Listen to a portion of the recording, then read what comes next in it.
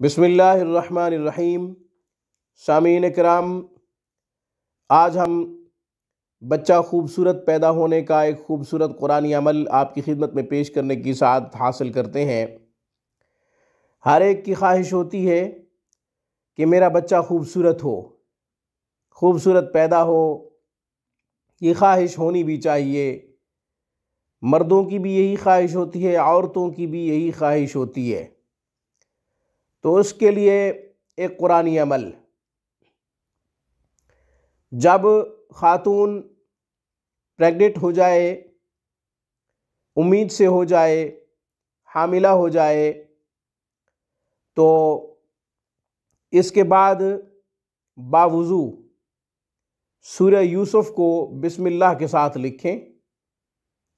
इस तरह लिखें कि कोई हर्फ ना मिटे या कोई हर्फ रह न जाए।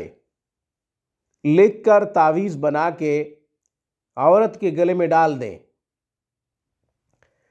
जब तक बच्चा पैदा ना हो, तावीज़ गले में मौजूद रहना चाहिए। जब बच्चा पैदा हो जाए